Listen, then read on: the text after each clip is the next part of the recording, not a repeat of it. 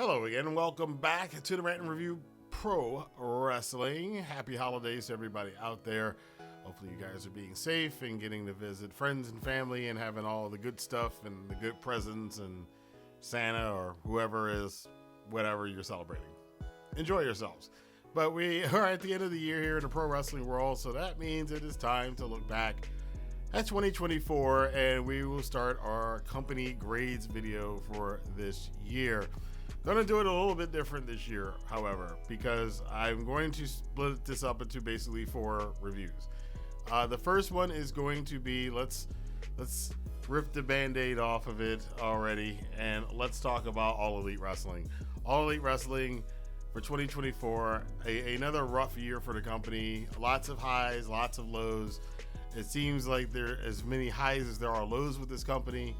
Of course, it's perception within the internet wrestling community, or basically all the wrestling fans who are online all the time, and then people in the business. It's not very high.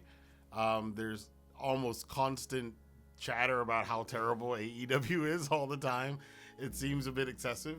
But again, this reminds me, having been around for a while, you go back 7-8 years ago, it was WWE that was getting all this kind of hate. Oh, they're going to go out of business if the ratings keep going down. Oh, the wrestling's terrible. Nobody cares about this stupid stuff, blah, blah, blah, blah, blah, right? And it was the same thing. So in a lot of ways, this happens. This is a cycle that I don't think the wrestling industry is used to having this. It exists in a lot of other entertainment genres, but pro wrestling, it tends to be like there's one company, they're in the number one thing, and everything else is supposed to be really, really far behind it. And if you're a challenger brand like WCW was, now with AEW, you'll get some fanfare. But if you you got to be perfect all the time. And if you drop the ball a little bit and WWE starts finding its groove again, things happen. The first grade I got to give this year, and this is for All Elite Wrestling, is going to be a C. I think things like some of the matches they've had this year, Will Ospreay has been an absolute asset to AEW on that front. The matches with him and Danielson, him and Ricochet, him and Kyle Fletcher recently, and on again, MJF at All Out, All In. I mean, there's been some fantastic stuff up and down the card. Some crazy matches this year. We tend to forget about that whole Elite era with some of the insane matches the new Elite were in near the beginning of the year, and the stuff with Swerve and the stuff with Toni Storm and all her multiple character personalities and everything else. There were some down things. There's some people who are still missing. There's still a lot of negative chatter going on. We're still talking about he who should not be named in AEW and making references to him. It's been a bit rough. And injuries, of course, Adam Copeland getting injured, a lot of big problems on that front as well, and people getting shuffled around. But ultimately, again, in my personal opinion, is AEW terrible? No. Is AEW as great as it used to be? The feeling is different now, and it's going to be. They're 5 years into this now. They're not going to have that fresh new car smell anymore. The question is, and this is something I will talk about maybe in another video, but the question really is, what does AEW mean outside of being the alternative to WWE? What is AEW aside from being Tony Khan's pet project, the pet project of a billionaire who could afford to have his wrestling company like, he was still 12 years old playing with wrestling dolls and booking his own territory. Now he's getting to do it with real life wrestlers, What is AEW's identity? What are its signature matches? What are its signature calendar events? What is AEW as a thing on its own and not any of this other stuff? We're going to find out sooner than later. Got another 3 years at least because of their new contract status, but it's going to be a critical time for AEW over the next couple of months. Decreased attendance, decreased ratings, and a company that at one point in time, about a couple of years ago, they had about more than half of the size of the audience that Monday Night Raw did. Now they've got less than a third of the size of the audience of Monday Night Raw. Not only again in their ratings, but also in building capacity. They have moved to do like the recent Hammerstein Ballroom shows, really, really good at getting that vibe back. I do remember, the Daily's Place shows, that was a big part of the early vibe of AEW anyway. So I don't know if, again, it depends on the venue, it depends on what's going on, but AEW can work in any venue, but I don't know. They're going to have to find a way to get more butts in those seats for those Dynamites in those larger arenas. You know, doing 5,000 seat arenas is great. If they can get 4,000 or 5,000 people in there, they should be able to do that. And if they're going to call themselves a Major League Wrestling company. So we'll see what happens with AEW in the future. Again, a C for 2024. I'm now going to move on to the rest of the wrestling industry, the pro wrestling industry as a whole. And this is kind of the perception from me over here. So you may have, well, I'm sure you will have a different opinion about this, most of you. But I have noticed something over the last year, and I think the pro wrestling revolution is officially over. That's one of the biggest stories out of 2024. So I would give pro wrestling, the non-WWE wrestling world, kind of a C as well. You don't hear much about what's going on in Europe anymore. You don't hear much about what's going on in Mexico. You don't even hear much about what's going on in Japan anymore. It's that international wrestling community that seemed to have been developed, and I had hoped and thought would probably be the new norm for professional wrestling audiences, has now withered back down to, we're just going to watch WWE. So there's a lot of reasons for that. Again, that might be a topic for another video if people want to talk about it, but it's something to think about. But I can't say for any of the other wrestling companies that in the international scene that they've really been able to capture the attention that they once did only a few short years ago. Impact Wrestling, TNA, total nonstop, all the words that it is. TNA this year, I'm gonna give TNA a B-. They, amazingly enough, again, I don't watch a lot of TNA. The TNA I have watched, I usually judge it by this, is number one, how much do I hear about TNA? Do I see people talk about TNA? And there's been a lot of talk about TNA this year.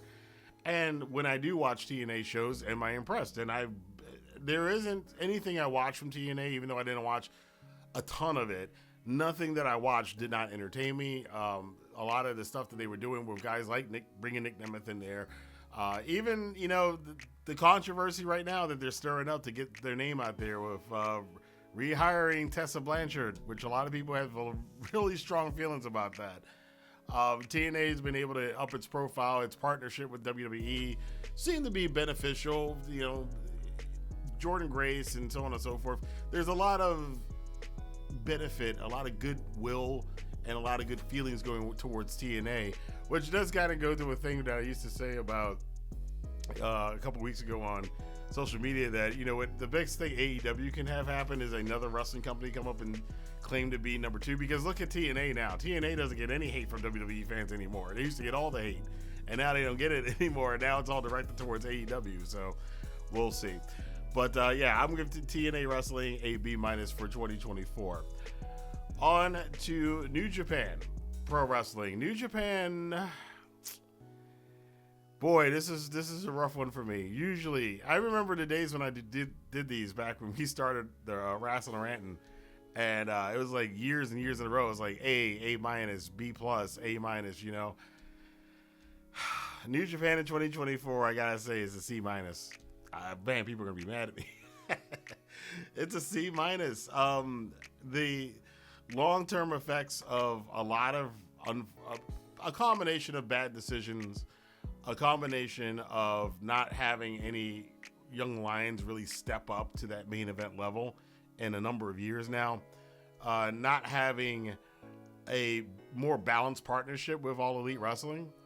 I think a lot of these things have hit and hurt New Japan just as much as the pandemic hurt New Japan. But we are now 4 years removed from that.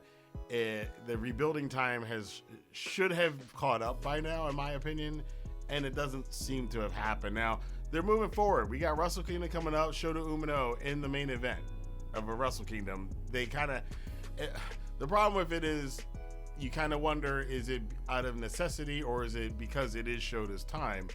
And there is some feeling that I can sense in myself and from reading what other New Japan fans say, that this is more out of necessity than Shota was ready for this spot. But, you know, as they say, sometimes you gotta, you know, coal needs some fire to make diamonds. So hopefully, you know, being thrown in the fire, Shota Umino can emerge out of Wrestle Kingdom coming up on January 4th as a new diamond, because they're going to need it. Because if he can get there, if Yoda can get there, some of these guys can then start feeling like they are people who are on the level of the Tanahashis and the Naitos and the Okadas and the AJ Styleses of the past. This also extends to Gabe Kidd and everybody else. If those guys can get on that level, or at least they feel that they're on that level, then things will be pretty cool again for New Japan. But it's a long road. They've got very few options here. My only suggestion as a fan is to say that, and I'm surprised, I was kind of disappointed they didn't do it at this Wrestle Dynasty, but I would say next year for Wrestle Dynasty or the next Forbidden Door show, I think it is imperative for New Japan to kind of find a couple of guys, 3 or 4 top guys. They want to be top guys, and they're going to have to beat some major league name guys in AEW, and that's how you can get back a little bit from this partnership. And whether that is David Finlay finally having that match with Jay White, whether it is Yota Tsuji beating an MJF, whether it is Shota Umino beating a Danielson or beating Omega, or even one of them. Remember, Okada, when he left New Japan, he was the grumpy old man who had problems with all those guys. Maybe they come and find him. There's a lot of stories that can be told there for the future Forbidden Door shows and Wrestle Dynasty shows. I just hope New Japan kind of seizes on the opportunity. As far as match quality this year, the match quality wasn't as good as it has been in past years, but there definitely have been some standout stars this year. So, and none more so than Gabe Kidd. I think Gabe Kidd is the biggest breakout star on the Gaijin side, the foreigner side. It's very hard to pick between Yota Tsuji and now you got Uemura, who's kind of in the running for the breakout new young lions, and of course Shota Umino. You know, he's gonna get there. Not going to say it's because of his dad, but he's going to get there. So he's getting there before anybody else did. He's getting the Wrestle Kingdom main event. So there you go. Zack Sabre Jr. trying to hold down the fort in New Japan. He, eliminating the old rule of the winner of the G1 waits 4 months for the title shot at Wrestle Kingdom. So he just got his in October at King of Pro Wrestling. And Zack's going into the Tokyo Dome. And I can't remember. It's been a while. It's been a long time. I know it's happened before, but it's been a long time since a foreigner walked into the Tokyo Dome with the IWGP Championship. And Zack is making a lot of history. And, despite the fact that, the crowd attendance in New Japan, too, just like AEW, is down a lot. It's noticeable. It's pretty bad. Sometimes you see some of these Road 2 shows, and it's just guys wrestling in a small place with a lot of empty seats. It's like you couldn't even sell this little tiny place out.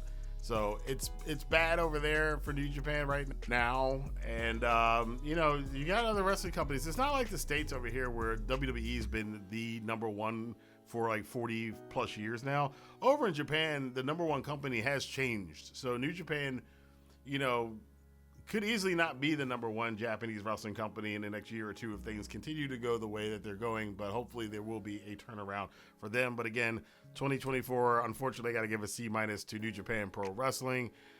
WWE as a whole, because I have not watched much NXT, so I can't really grade NXT. I used to grade NXT. I can't grade NXT because I just stopped watching it. So you guys down in the comment box below, let me know what your grade was for NXT, because I fell off with it in February, which probably hints at probably not good for what kind of grade I would give them anyway, since I just stopped watching the show. But I don't feel it's fair for me to give it a grade since I didn't watch enough of NXT this year. But WWE's main roster, again, if you had told me 5 years ago I'd be saying this stuff, I would have said, hey, maybe not. Actually, probably I would have said it's possible. It's happened before. WWE's gone down and come up again and again and again. I've seen it. I've seen a lot of it happen over the years. I've seen them fall off, and I've seen them climb back up and fall off and climb back up and fall off and climb back up. They are definitely on the upswing. So it should be no surprise. I'm giving WWE for what they, remember, for what they do, an A- for 2024. Sports entertainment is back in fashion again. The work rate era has ended. I've talked about this before, probably why this change has happened, and it's not so much that AEW is just terrible and indie wrestling is terrible. It's really just a change in taste in the wrestling audience. We had 10 years of being focused on what was going on in the wrestling matches, and now people want to focus more on the spectacle and the the promos and stuff again. So that's back in fashion again. And who better to take that charge than WWE? And of course, ever since, actually, I will credit, they did start getting better before Vince left. But after Triple H took over, it's just been gangbusters since then. And the team there now just seems to know their lane, and they know how to do what they do really well. And that's the thing that I've always wanted from WWE. Some people think, some of us who are not just WWE fans and we like other wrestling, like WWE can never be good for us. It's like, no, WWE is not really like what my go-to when I think about wrestling. But when the stuff they're doing is good, I can enjoy it for being good. Again, I don't like a lot of comedies, right? I don't watch a lot of comedy films. If I watch a film, I want to see something with a little grit to it. But occasionally there's a comedy like Bridesmaids or The Hangover or whatever that I can watch and go, oh, that was funny. I enjoyed that for what it was. It's not my cup of tea, but cool. You get what I'm saying. So, from the Bloodlines ever evolving, probably it's going to go down as one of the longest storylines of all time, with the Bloodline and the ups and downs and Solo taking over and the fall of Roman Reigns, Cody Rhodes and his hero's journey. And now he's been the world champion most of the year and had a decent title run. I think some people have been critical of that. So that's, a couple of points off, or at least he didn't lose it in 2 months. I mean, I guess you could say that for it. Standout performances from people like Gunther. What can you say? He's probably the best asset and the best credibility asset for WWE's roster, because Gunther is not a flashy guy. He's got a decent entrance. The music is great, but he is the ring general. He's no frills. He's a big, broody looking. He looks like an orc from the Lord of the Rings. That's what he looks like. He's just a big thing, a big troll that just rustles and chops the crap out of you, and he's good. He's really good at doing it. And everybody appreciates it. That's a big feather in the hat that in WWE, as much as they rely on melodrama in the melodrama era right now, you can still have somebody like Gunther be a big star in that environment. And I think that's the special sauce that Triple H and Paul Heyman and everybody else who's working on WWE Creative have seemed to have found, is they found the right balance for their universe, for their shows to be as good as they possibly can be on multiple different levels. I think I broke that down about as much as I can break it down, as much as it should be broken down, forever analyzing why WWE is successful right now. They're just really good at what they're doing right now. They've figured it out. What else can you say? Again, an A- this year in 2024 for World Wrestling Entertainment.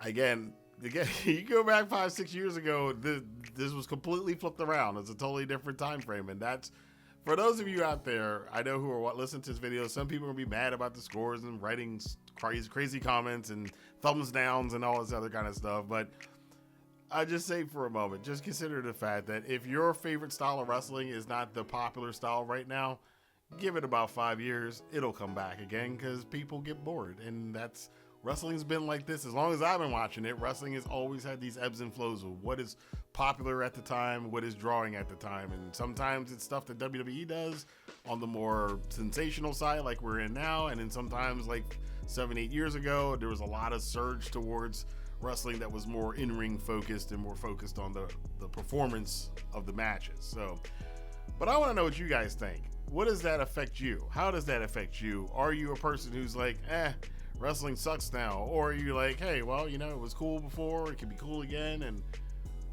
I just love what WWE is doing, or I love what AEW is doing, or I love New Japan in its rebuilding period.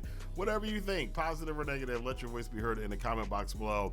I will continue as we finish off 2024 here with a review of World's End. I do have a video about New Japan coming up, and we will be doing one final year's end review video where we get the best match of the year, the best event of the year, superstar of the year, tag team of the year, all that stuff. So if you're not subscribed to the channel, hit the subscribe button and the notification bell so you know when those videos come out. And until next time, I'll see you guys here for more news, rumors, and wrap-ups of the year 2024 right here on the Rantin Review Pro Wrestling. Have a good day.